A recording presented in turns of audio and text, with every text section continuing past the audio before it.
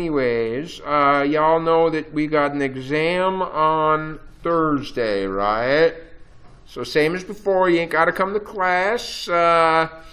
But I'll tell you what, research on memory has said that the best place that you should be tested on material is the room in which you learned it. All right? That is what research says. So this room is open on Thursday. So if you have a laptop and you're thinking, hey, where could I go and do a quiet place? Research says the best place to test something is the room you learned it in. And of course, if you learned it in your dorm room, then maybe that's your answer, right? I don't know. But if you recall, I just wanted to make sure that y'all are realizing what is on the thing. And that was, where did it go? Oh yeah, lesson content, Unit 2, Unit 2 overview. And is this the one? No, where do I put it? See, maybe that's why I'm telling you, huh? Let me try it again. Are they in exams and quizzes? No. You don't have one of these? Wait a minute, where is it? Do you have this document somewhere? No, that's right. This doesn't even make sense. This is an old one. Yeah, you wouldn't. Never mind. That's why you don't have it. That's from a previous textbook. That would explain it. Okay, that was a previous textbook. All right. Whatever. So remember, you start the exam at, 10:30, right? It's open 10:30 to 10:35, right? And you got, I believe it was 75 minutes to complete it, which is the length of this class. If you recall, it is not an open book test, right? Recall part of it is there is a study guide that is due Thursday night after the test. All right? If you can't remember what this is about, go check out the syllabus, check out the first opening day of class. But a study guide which is due Thursday night as well, so let's not forget that. So what we got today is to just finish up the stuff on memory. And what we did before break, I'm sure we remember, right, is we talked about how memory functions and parts of the brain that are involved. So we kind of talked briefly about the Atkinson-Shiffrin model of memory, which talks about memories getting coded, they get stored, later on they get retrieved. And perhaps more specifically, we talked about this version here, where out there in the world there's nearly an infinite amount of information available, right? All kinds of stuff that's happening. And everything is available for a very short, very brief amount of time in your sensory memory. By far the majority of the material or information here disappears, but a couple of things that are potentially novel or something, can become encoded and brought into the short-term or working memory. We had a pretty good conversation how the short-term or working memory is, it's short, it's small in the fact that it's like 7 plus or minus 2 pieces of information can be worked with at any given time. And then we also saw that without active rehearsal, without an active effort here, this stuff disappears. Remember, it was like within 12 seconds, there's practically nothing left, right? Just nothing in there. Then we said, of this information, again, most of it disappears because it's not important. We get rid of it. We did a job, we solved the problem, we move on. But some of this will get encoded into long-term storage. Later on, we may need to use a piece of information, and so it must be retrieved back into the working memory. Okay? So we looked at the different implications of different parts.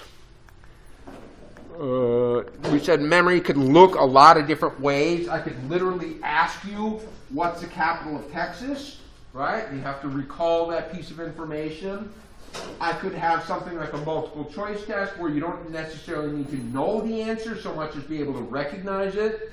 Okay? And then finally, relearning that if you learn something and then later on forget it, it's much easier to learn it the second time, right? So it's still evidence that memories are there. Huh? And here was the, here is the lifetime and what we remember across our life, parts of the brain, okay.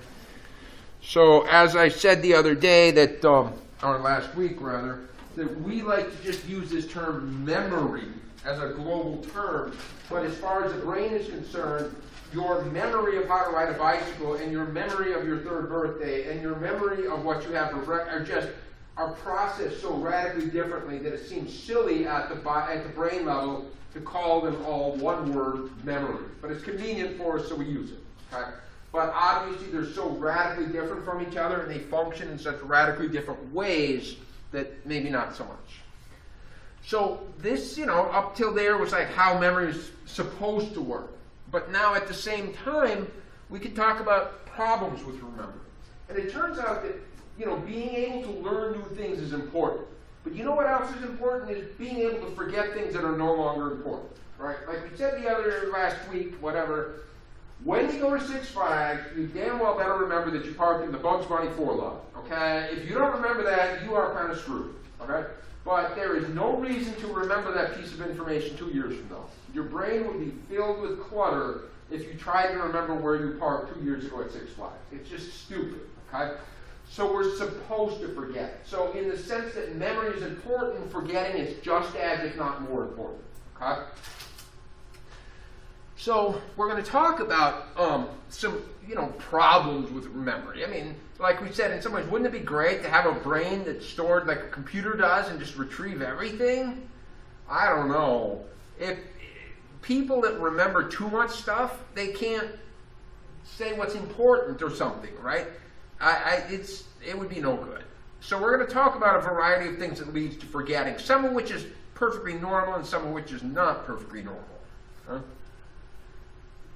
Here is an interesting case, and I think I mentioned something about this guy last week when we talked about brain areas responsible. So this patient, HM, they had some surgery for epilepsy to reduce seizures. And in the process, the surgery damaged his hippocampus. And like we had talked about the other day, this damage to the hippocampus was that part of the brain where memories are first seen to be stored. They are brought in, they're put there temporarily, and then across about 2 weeks, that information from the hippocampus then goes up to the cerebral cortex. Okay? So now he has damage to the hippocampus. Therefore, new memories can come in, but they never make it up to the long-term storage. Therefore, this person, for all practical purposes, has the ability to have information come into the working memory, but then it does not go further into storage so that later you can't pull it back out and use it. And so, like we said that last week, when he starts looking in the mirror, this old man starts looking in the mirror, he expects to see this young man looking back at him, and it's not. Okay? It freaks him out. But as we also said, this same guy, even though he wouldn't remember, that he was getting older, he wouldn't remember the people around him, he was able to show evidence of memory in, like we said, the Where's Waldo tasks or something like that. So clearly a different form of memory. So when we refer to this notion, what he had was something called anterograde amnesia. So it's the inability to form new long-term memories. Okay? By far the majority of the time that we see amnesia in films, it's retrograde amnesia, which is an inability to remember the past. Okay? And retrograde amnesia is usually things such as emotional trauma. It's often temporary. It can be the result of things like concussions and things of this nature. But it's either brain damage or temporary. Okay? Anterograde amnesia is permanent. Right? There is no change in that one. So, yeah. So one way to break down memory, okay? Because as I said, in some ways, to forget is important. So it's very normal. But we're going to talk about forgetting here, and we'll talk about 3 different things that are going to sort of lead to forgetting. But perhaps more importantly, this one right here. And again, I think I said this last time we were together, that when they asked university faculty, university students, they said, is this a good analogy? That memory is like a safety deposit box.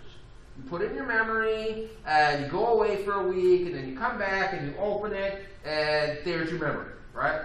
And the majority of students and faculty say, yeah, you know, that's an accurate representation of how memory works, okay? But the fact is that once a memory is in your brain, all kinds of things can modify that memory. And we're going to talk about things that modify that memory. But this is particularly problematic with a legal system that has, I swear to tell the truth, the whole truth, and nothing but the truth. When I'm saying that, when it's like, I have a memory, and I swear that I will accurately portray that memory to you in terms of the words that come out of my mouth. And we're going to find that the words that, even though you might think the words that come out of your mouth represent the memory that you have created, it does not, okay? There's way too many other factors, right? And then on the opposite end of forgetting, we can talk about intrusion. That is memories that won't go away, all right? Memories we can't get rid of. So there's my Sylvester 5 lot. Okay, see, I'm a young, sophisticated millennial. I know my trick. You don't have to remember what lot you parked in. You just got to take a picture and just not lose your phone, right? That's all you got to do. Anyway, I like William James's quote, if we remembered everything, we would should on most occasions be as ill off as if we remembered nothing. Okay? Old telephone numbers, you just don't need them. Get rid of them. Okay? All right. So one of my favorites, and this one is this is in my home on a daily basis. Okay. My wife is what we might call absent-minded, and she'll walk in the door and she'll just drop her keys, put her glasses in, is not paying attention at all. Okay. And now, God, we can't find her blue glasses. This has been a 3-day tragedy in our house, right? Where's her glasses? And what happens is, because she wasn't paying attention, remember, the action of moving from working memory to long-term memory is active. You really need to put some effort into this, right? If you're not paying attention, you're not putting effort into it, it won't go into long-term memory. Okay? And so she says, I forgot where I put my glasses. I forgot where my keys are. And in some kind of a way, she did not forget, because it was never encoded into the long-term memory in the first place, right? So the traditional definition of forgetting doesn't exactly apply here. If you weren't paying attention, you did not put in the cognitive effort, it never went into long-term memory, okay?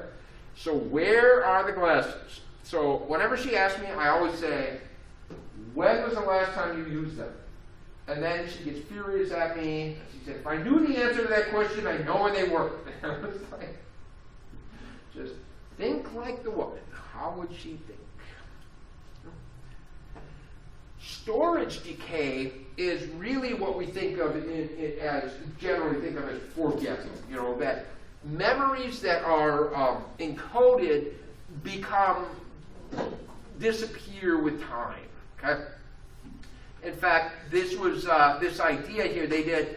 People took a Spanish course, and at the end of the course, they had perfect retention of the vocabulary. After 1 year, after 2 years, after 3 years, and then it leveled off. Okay, so this is storage decay.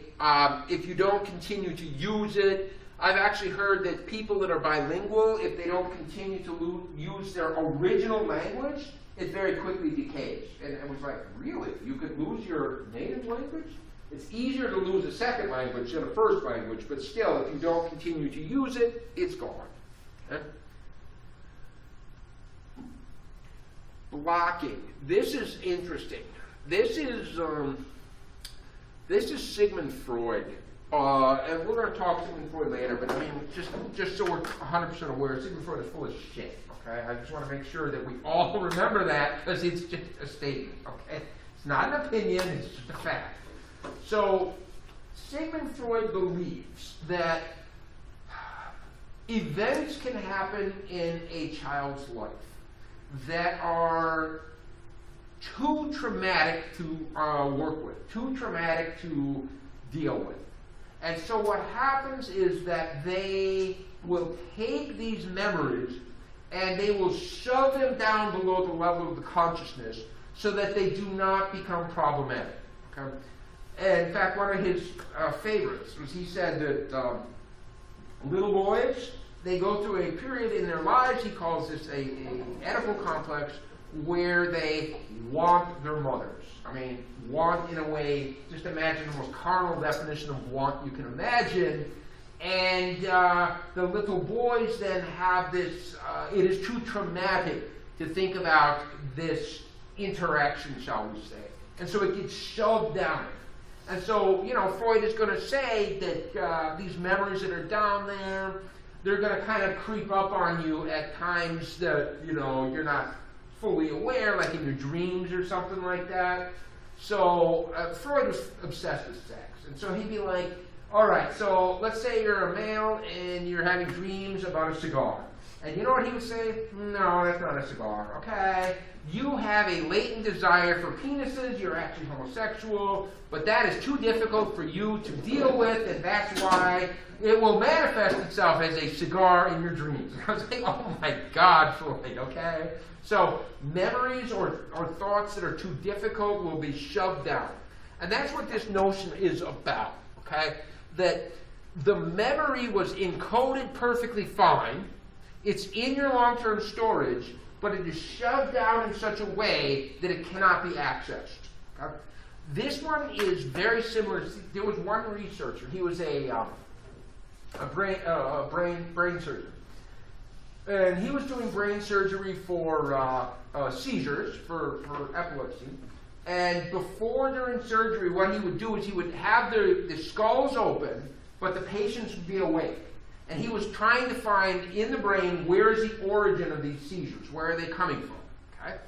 And he found what happened was there was a patient. He's in there, he's just looking for the origin of a seizure. And all of a sudden this woman just like, it's July 4th, 1987, and I'm standing at the bus stop, and it's raining, and it's very cold, and I'm shivering, and I'm waiting for the number 7, and the bus comes around the corner, and it's the number 9, and I'm so disappointed. And this woman goes through this huge details in just amazing clarity, okay?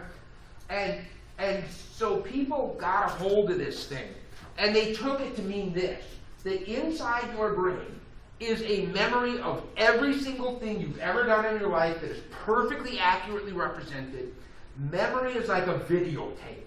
You know what I mean? It's in there. If I wanted to remember my baby's first steps, all I got to do is go find the correct little old videotape, or video now, and cue it up to the right spot, and I would have 100% accurate representation of my child's footsteps. Got it? That's not how memory works. Okay? That is not how it works. But it was from this guy who came across this. What he didn't publish was that he did this epilepsy surgery on 500 patients, and this happened exactly one time, and there was absolutely no way to confirm where this woman was on that particular day. We have no clue if what comes out of her mouth has any representation of reality. Okay? It was like, okay, so memory is not like, in fact, some people believe that because memory is stored in a perfect way like a video, it's just we can't access it, okay? But it's in there. And so some people truly believe that you can use hypnosis to retrieve any of these memories that are in there, all right? It's a load of shit, and it's a dangerous load of shit, and it comes directly from Sigmund Freud, okay? So, I don't think so. Motivated forgetting is really this idea, well, these two are kind of really together at the same point. Motivated forgetting is a version of retrieval failure, and that is that we are active in shoving down our memories. Whatever. We'll get back to Freud later. So we see here that forgetting in this sense is natural, even in the sense that, look, here in the sensory memory, we have all of these bits of information that could be moving into the system. of them, a whole large chunk of them never make it into working memory. By definition, that's forgetting right there, isn't it? And then of those in working memory, by far the majority do not get into long-term storage. So that's, again, forgetting. Okay? Then it comes time to actually retrieving them back to working memory to work with them. So we can see that this act of forgetting is somewhat normal, somewhat natural, but it occurs at each and every step of the encoding, storage, and retrieval. Huh? All right, so that's awesome, but as we said, I was convinced for a long time. My earliest memory was about 3 years old, and it was with my brother and my dad standing behind his old blue Chevy. I think it was a 1972 Chevy, maybe even earlier. And I can remember it so clearly. And then, like I said, at one point later, I found a photograph in an old album of that moment standing behind that Chevy. And I'm like, is that really my memory, or is that photograph convincing me that it's my memory, right? That's what I kind of mean by a memory distortion. So what we believe to be a memory may well not be a memory. It may not have come from reality in this sense, okay? So we're going to talk about misinformation, imagination, source amnesia. That's pretty much what the old blue Chevy's about, right? You forget where a memory came from. The memory of standing there behind the blue Chevy was from a picture, not from the event itself. Okay? And then deja vu, and then implanting memories. Oh, goodness, crazy stuff. Huh? So, here, in fact, you find that memories are altered every time we pull them up. Yeah, and in fact, I'm going to do that later on a different slide. So here's an interesting, for example, here they showed people a video. In the video, there was 8 protesters. You know, hell no, we won't go. That's a Vietnam movie.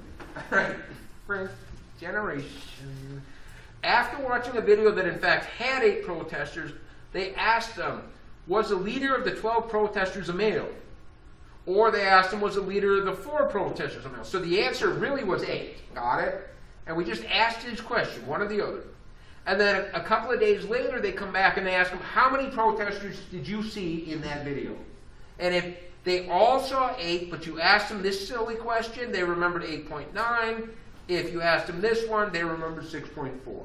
And so just asking this question after the memory was formed was enough to change the memory, right? To modify it in this way. Now, it wasn't enough to swing it all the way up to 12 and 4, but you could see it clearly changed the memory. Okay? So the key to this is that every time we remember, what's going to happen is we encode it in, goes to our working memory, goes into storage. Later on, we pull it out of storage, back into working memory, we use it to perform some kind of a job, then we put it back into storage.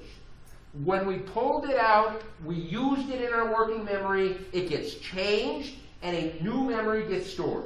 The original memory was retrieved, we used it, we stored a new memory. We literally store a new memory every time we retrieve it.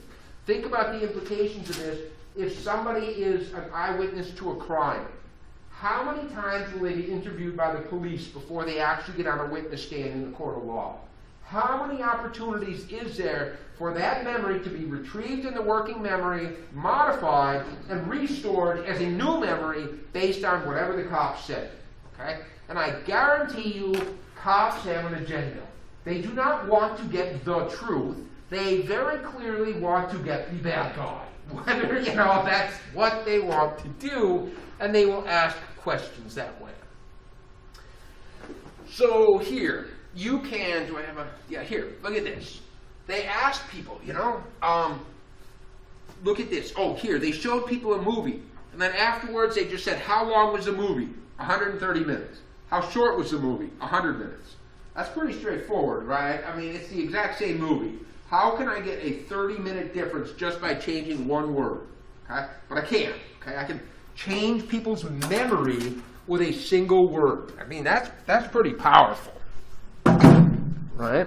And the other ones, how tall was the player, how short, etc., etc. if you think about it from a court of law perspective, imagine this. A lawyer is in there and there's a client. Is the person guilty of manslaughter, which would be self-defense, or is it premeditated murder? Okay? Because clearly the penalty is radically different here, right? And so guess what happens? If the time between you were attacked and you pull the gun is very short, it's self-defense, it's manslaughter.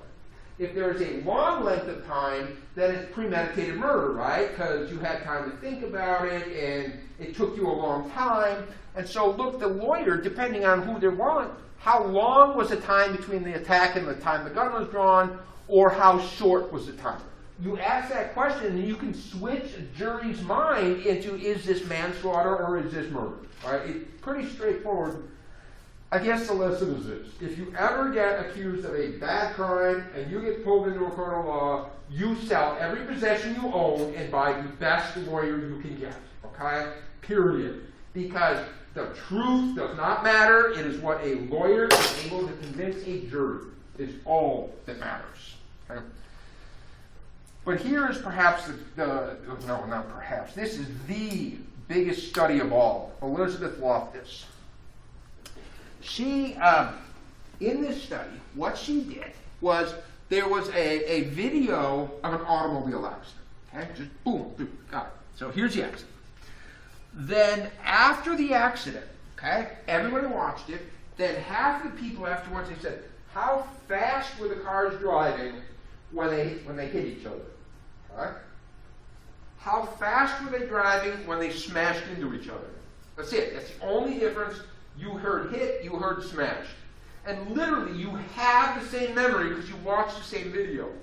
And yet, if I use the word hit, you retrieve the memory, you modify it based on the word hit, and you say, oh, 30 miles an hour.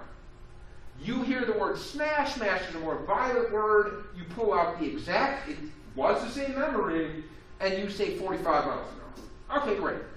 Thank you very much. All right, I'm going to call you back in a week. A week later, I bring you back. If I said the word hit, you pulled out the memory, you modified it because I said hit, and you put it back as an accident that involved lower speed. Now I ask you, was there glass at the scene of the accident? And now you pull back out a 30-mile-an-hour accident. There's no glass in a 30-mile-an-hour accident. That's a fender bender, right? You now have stored back a memory of 45 miles an hour. So when I say, was there glass, you're pulling out a much more violent accident, and you say, yes, I did see glass. I mean, how amazing is that? You literally pulled it out, changed it, put back a new memory, and later on, you remember different things. Is this weird or what? Okay? This is crazy, crazy, man. So Elizabeth Loftus actually is, she's most famous for her memory research. She was actually, she gets called in as an expert witness very often in testimony. One of the most interesting ones was there was a guy named George Franklin, and he was accused of murder. See, what happened is there was a murder that happened, 20 years ago, and then all of a sudden, 20 years after the accident, his daughter remembers her dad committing the murder. Okay, 20 years after the event happened, right? And so what happened was that all kinds of evidence made it just physically impossible that George Franklin was the murderer. It couldn't have been, because it was like, there was a mattress at the scene of the murder, and the daughter remembers, the mattress was in the back of Dad's van, and he raped her before killing her, right? But it wasn't a mattress; it was a box spring, and it wouldn't have even fit in the van. So she's describing events that couldn't physically happen, right? And in a court of law, she's up there and she's trying to convince a jury, this is how memory works. Memories get modified, memories get changed. If you repress a memory like that, it just doesn't work like that. I've never heard in my life of this idea. Repression, in all the scientific studies I've ever done, I've never found anything like this. And then the other lawyer just goes, well, maybe that's how memory works in a laboratory. But in the real world, and that was it. And the jury just totally convicted George Franklin despite the fact that there was multiple pieces of physical evidence that made it physically impossible that he was in fact a murderer. Part of the problem is George Franklin was a son of a bitch that abused his wife and raped his own children, but he was on trial for murder of this other girl, which he could not have been guilty of, but that's another story. Okay. So this is a very incredibly cool story right here.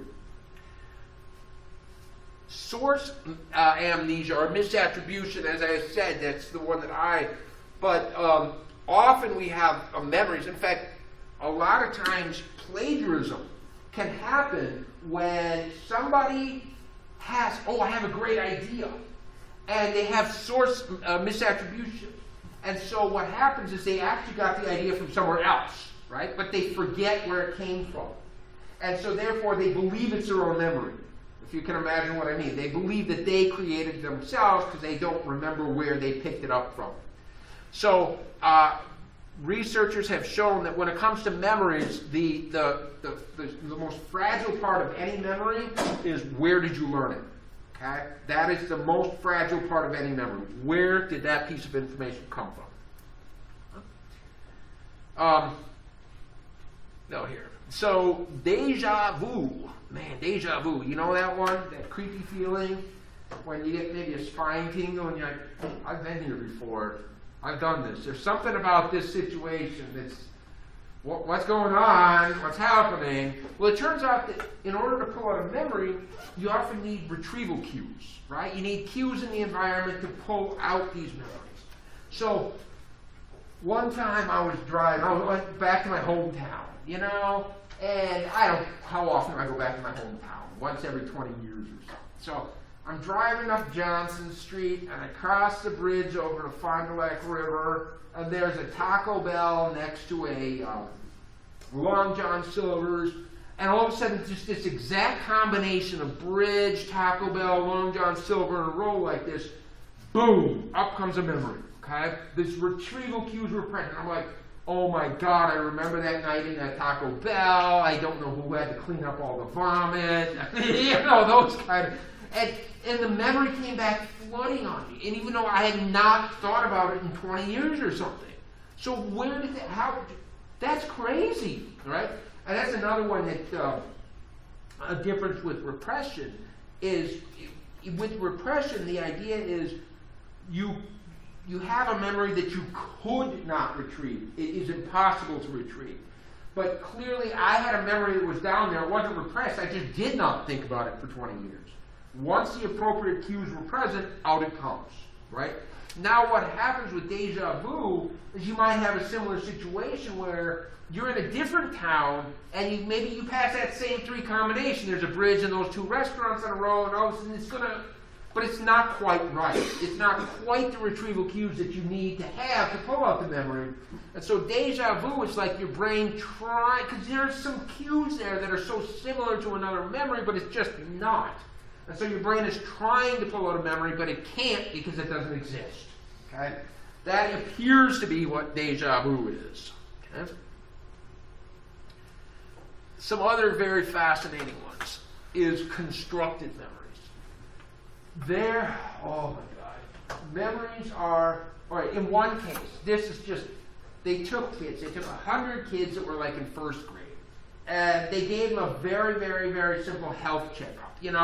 The doctor looks in your ears, checks up your nose, checks your temperature, right? Something like this. There's a nurse present in the room for every single one of these cases. Okay? And they put them in there, and then afterward they asked all 100 children, did the doctor do anything inappropriate? And it was like 20 kids started talking about how they were touched, and one kid even said that the doctor put a stick up his butt. And it was like, there was no effort involved in that. We didn't attempt to manipulate their memories at all, okay? Wow. Okay, in another study by Elizabeth Walters, she took college students, and what she did was she called up their parents and said, okay, can you tell me 4 things that happened to your kid when they were little? Tell me 4 situations, 4 events. Okay? And then here, was there a situation where a child was ever lost in a shopping mall? Okay, so they got a confirmation 4 events that actually happened as children and 1 that did not happen. They bring in the college students and like, okay, we talked to your parents and they told us about these 5 events that happened to you when you were a child. We want you to write essays about them, right? Write an essay about that event. And without hesitating, the event that the parents confirmed did not exist. People not only remembered being lost in a shopping mall, but they added incredible detail. I remember being scared, and then there was this old man, and he was bald, and he smelled kind of funny, but he took my hand, and he comforted me, and they got all the details about the event that we confirmed did not happen. Okay? And these are college students, right? You guys are supposed to be sophisticated and smart, right? Yeah. Just imagine how it works with little children. Okay? So, clearly what happens is that, again, I cannot stress enough, the cops don't necessarily want the truth. They want to put away the bad guys. And in particular, if you got a horrendous crime like an accusation of abuse of a child, okay? What might happen is a police officer might ask a child, what room did daddy do it in? The implication is dad did do it. All you have to do is retrieve from your memory which room. And without even trying, the kids are going to be retrieving all kinds of memories now because you've implied to the child that the event did in fact happen. All I need is the detail of which room it happened in. You got it? Yeah, this is crazy shit. And so we find that when you use children as witnesses in a court of law, it's very problematic because, especially because when are children going to be asked to be witnesses in a court of law? And that's going to be in cases of abuse, right? Otherwise you don't bring kids into the courtroom. And by the time they get to that courtroom, they have been asked so many things by so many people that are 100% biased, right? That are biased against. Oh my goodness, it was to the point where in the 1980s, I'm glad I didn't have children at that point, because there was a wave in the United States where this was like cover of Time magazine kind of stuff, a belief that there were satanic cults that were sexually abusing children in daycare centers, right? And it was of this belief that it was a widespread event, that it was happening on a regular basis, and it all came because they started to ask children crazy-ass questions, and it was amazing. The district attorney of Miami actually created a very specific procedure that they developed to make sure that you could get 20 children to tell the same story. Okay? She came up with a way to make it happen. And it was just nuts. It was like the way you question them is you question them in a room and you spin them in a chair. And they say, oh, that's so much fun. Oh, you want to spin some more? Tell me what she did to you. If you just tell me what happened in that room, then I'll let you spin in a chair some more. What little kid at 4 years old ain't going to want to spin in a chair, all right? Of course they are. So it was just, it was rough. It was really hard. Anyway, memory is what it is. So in the court of law, one of my favorites was a movie called My Cousin Vinny. Anybody? My Cousin Vinny, all right? This was late 80s, early 90s something. So anyway, there's this guy, he's traveling across the country, two buddies traveling across the country. They're going through the deep south, maybe Alabama, Mississippi, one or the other. And they stop at a convenience store, they buy a couple of items. Now, coming right up behind them is another car, and comes and robs the convenience store and shoots and kills the owner, the worker. Right? Now, they pull these two over, and now they're being accused of this crime, and he's like, what are we going to do? How are we going to get a lawyer? Oh, my cousin Vinny from New York, right? He's a lawyer. Well, he's not really a lawyer. He's trying to pass laws, his bar exam, but they bring down Vinny. So, it's a hilarious thing. They've got this woman, and she's got these glasses that are this thing, right? And she's like, those are the boys that did it. I know it. I saw it out my window. And then he's like, okay, here's this picture of the screen on your window. It's rusted. It's covered in all kinds of, right? Then he's like, okay, ma'am, can you hold the tape measure? And he walks out like 25 feet, and he's like, how many fingers am I holding up? 4? You know, it's like, no. You realize between your kitchen and that convenience store was 100 feet. This is 25, okay? And it's like, but yet this woman was so convinced. She was so convinced that her memory was accurate. And do you know what counts in a court of law? What the jury believes. Okay? What the jury believes is all that counts, not the accuracy of the testimony, what the jury believes is true. And plenty of research has shown that, you know what juries believe? Confident witnesses. Confident witnesses are believed by a jury regardless if there's any truth to the words coming out of their mouth. It's the confidence with which they portray it. Okay? All right. Yes. Memories are modified. Yeah. Okay, that's always good stuff. Yeah, with children, as I said, children are much, much more suggestible than adults are. I don't know, it's really hard to work. Okay. So the last one of these sins of the memory would be persistence. And that is, in the face of trauma, Sigmund Freud says, if a memory is traumatic and a child can't deal with it, repression, right? Get rid of it. But what we find is, in the majority of cases that there is horrible trauma, people can't forget. They can't get rid of the memory. It invades their every minute. We perhaps have had a huge problem with this in the United States after the wars in the Middle East. We had untold number of soldiers that were returning from these wars with post-traumatic stress disorder, PTSD. And after experiencing traumatic events, they can't get rid of the memories. So rather than seeing evidence of repression, we see the evidence of the exact opposite, an inability to forget. And in the most extreme one that I have ever heard was there was a father and a son in a concentration camp in Nazi Germany. And the father killed his own son over a piece of bread, okay? Over a piece of bread. Do you want to talk about traumatic? And this guy was like 50 years later, and just every single detail of that event invades every minute of his sleep, okay? So this is what happens. It's not repression. Okay, so how can we enhance memory? I never remember this one. What is that? 31. Oh, I see 31. Yeah, well, that makes sense. Anyway, did anybody ever learn that mnemonic? No, to remember. Yeah.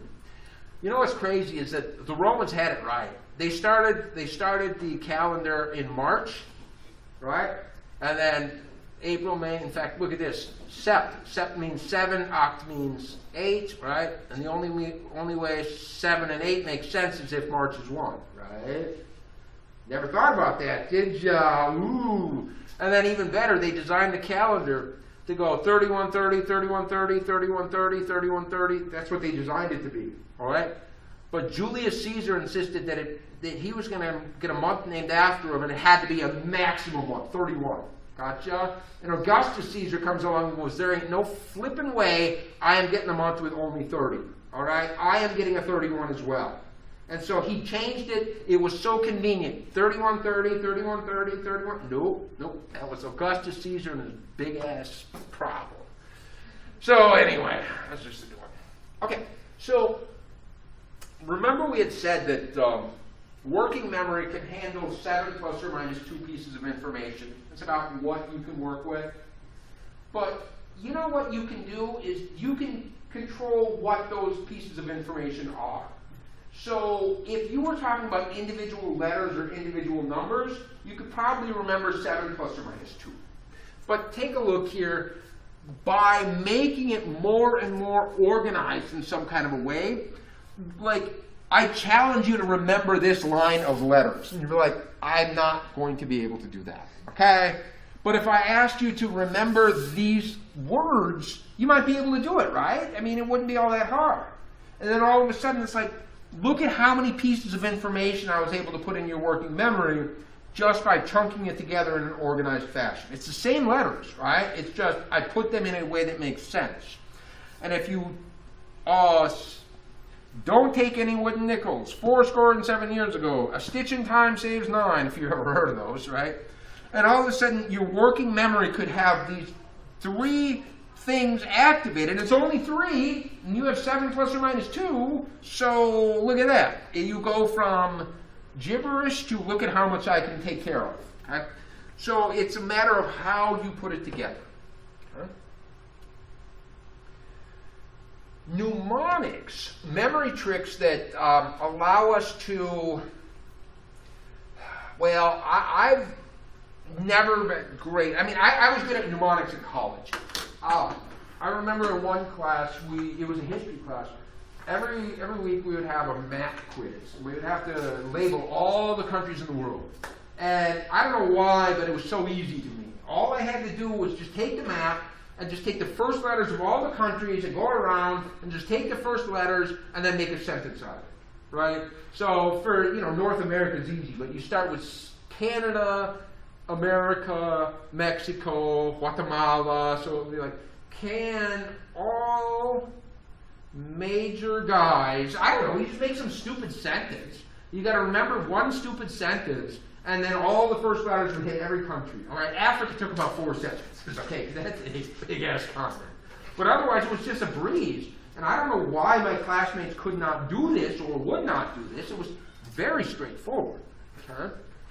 And these mnemonic devices actually were really perfected by the Greeks. Because the Greeks, they had this very odd idea. They said, and I mean, it's the basis of our modern justice system. The truth is, whatever you can convince somebody else is true. That's the truth, okay? Doesn't it sound like a lawyer? And what happens is they would convince people by having incredibly long speeches. But they had no paper, right? They had nothing to write it on. So how do they remember this incredibly long speech? So the ancient Greek orators were real famous for some incredible memory techniques that they would use to allow them to give 3-4 hour speeches with no notes. Wow. Good for you, buddy. Here I find this is incredibly important. That, remember we had said that memory, when it's in your hippocampus, are individual elements. But then what happens is those individual elements get encoded into a larger structure in your brain. And now all of a sudden the memory, once it goes into your cerebral cortex, is now integrated into every other memory that you have. Okay? And we also said that's why infantile amnesia tends to happen. Right? Babies tend not to have a sophisticated structure yet, so they don't have any other memories connected to. Right? They got to build up some memories to connect to. So whenever I was a student, the first thing I did before I attempted to learn new material was you would go to the front of the book and look at the extended table of contents. Okay? You would look at the table of contents, and then there would be another one that would be extended. It would be like, here's a chapter, here's the first section, the second section, the third section. Here's a subsection, here's a subsection, here's a subsection. You go there, you get an overview of what the chapter is about. Therefore, then when you're reading the material and you get all these definitions and terms and bits and pieces, you have a structure to put them in. So that they're not just kind of hanging there as a bunch. Because, yeah, I mean, Herman Ebbinghaus showed us nonsense syllables, you forget them like crazy, right? Don't make them nonsense. Connect them into a coherent structure. You remember one structure and put the pieces in place. Okay? So clearly, organized information is remembered much better than just random stuff. Okay? We find that Ebbinghaus, again, found that if you spend, let's say you're going to study for Thursday's exam, okay? And let's just say you're going to put 8 hours of studying into it. I'm just, whatever, okay? Oh, and speaking of, there's a quiz due tomorrow night. The last quiz of the, whatever this chapter is. Okay, y'all remember that one? Right. So, you know what? You could, if you could spend 8 hours the night before the test and just cram it all in. Or, how about this? Every night for a week you spend, well, for 8 nights in a row you spend an hour. Which one do you think is better? 1 hour per night for 8 nights, or 8 hours in one shot?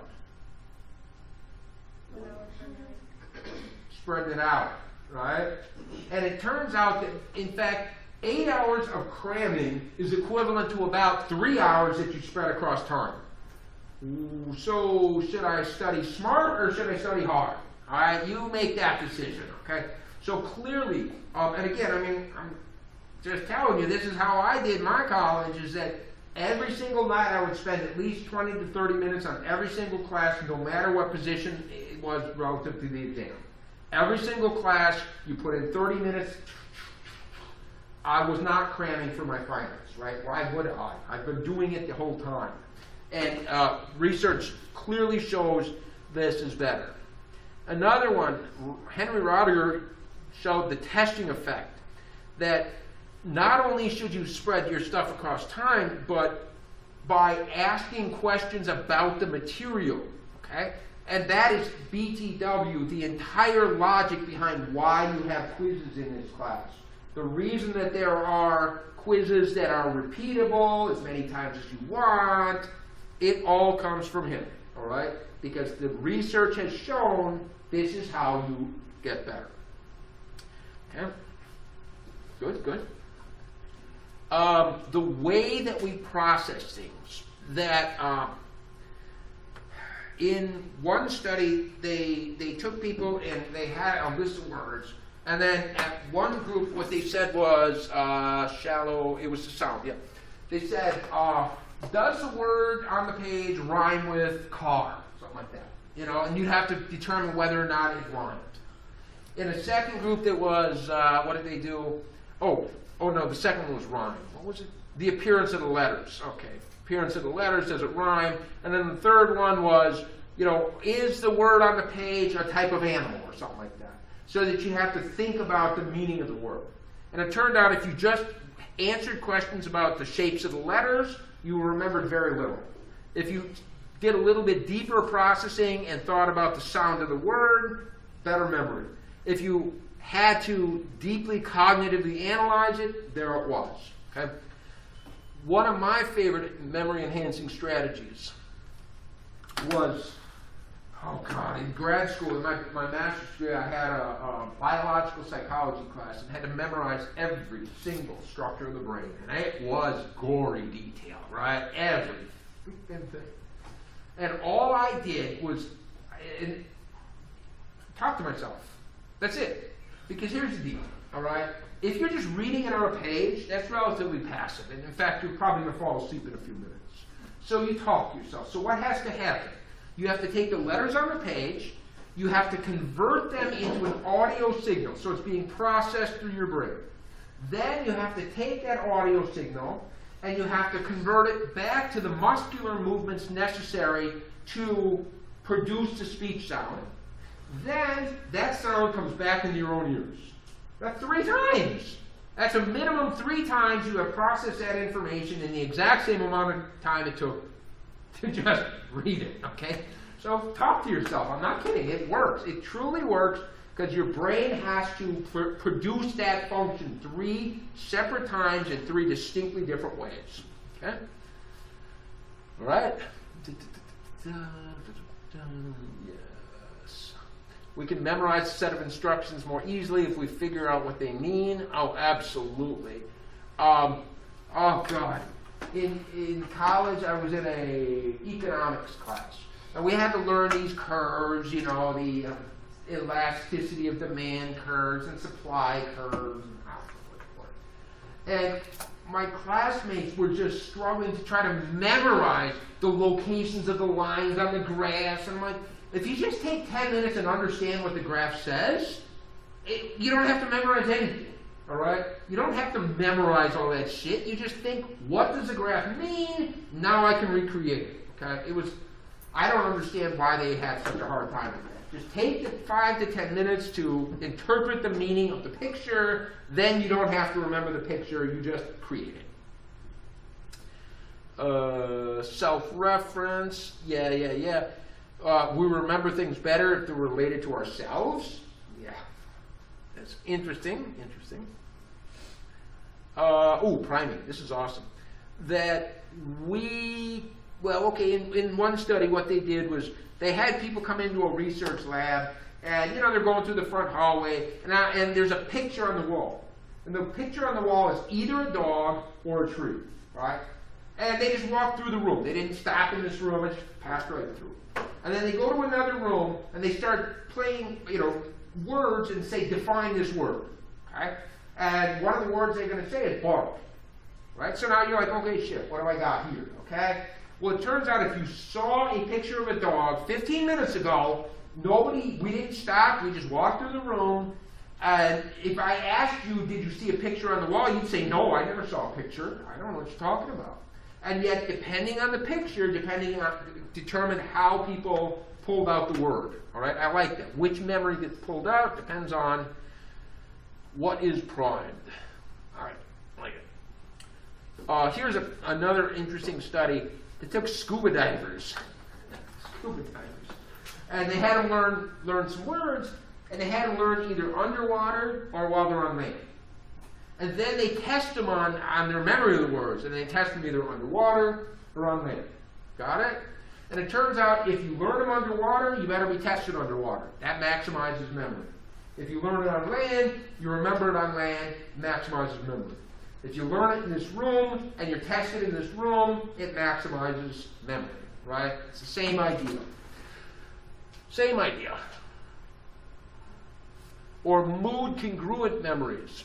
Mood congruent memories is the idea that the mood that we are in when a memory is formed is the best for retrieving it. So if you're happy when you remember something, then you should be happy when you try to, when you learn it, when you try to remember it. I've also heard that there is memory related to intoxication. So you may well be drunk and lose your car keys and say, I cannot find my car keys. All you got to do is get drunk again and you find your car keys. Right? I don't know if there's a truth to that, because, I don't do that kind of thing, okay? I like it. All right, so improving memory. Improving memory will improve grades, right? Learn it in more than just one way. Yeah, talk to yourself, mnemonics, songs, lists, images, right? There's all out there. Minimize interference. I'm going to tell you, this is a big secret right here. By far the majority of students believe that they study better with background noise. I study better with television or music playing. Zero research backs that up. In fact, every research ever done on background noise has shown an interference, okay? So I'm sure you all believe it's true, but absolutely zero research has ever backed that up, right? And it has been done. It has been checked, okay? Space out your studies, absolutely. Study right before you sleep. Yeah, because remember, while you're sleeping, remember the deal is our dreams are often related to things that we've been doing throughout the day. You notice that your dreams are often a reflection of what has happened most recently, okay? In fact, I had a dream last night about a pig, and then I was like, what the hell do I have a dream about? And it was weird. It was my dog and a pig, except it wasn't my dog, it was somebody else's dog. And then I remembered I had watched a video the other day about a bear getting into an enclosure with some pigs, and the pigs just kicked the shit out of the bear. It was funny as hell. And the bear was so confused. It was like, that's supposed to be mine, okay? And so, lo and behold, that's what I dream about, right? So, use mnemonics, test yourself, absolutely. At the end, in the textbook, you know that there's all kinds of practice questions, right? There's multiple choice questions built in. It's there for a reason, because research shows it works, okay? So, lots of different Okay. All right, so any questions about the exam before we be done with Unit 2? All right. 10:30. Is it the same amount of questions as last time? What's that? Is it the same amount of questions? Yeah, it's the same. Exactly the same. All right. All right. Well, let me figure out who came in. All right.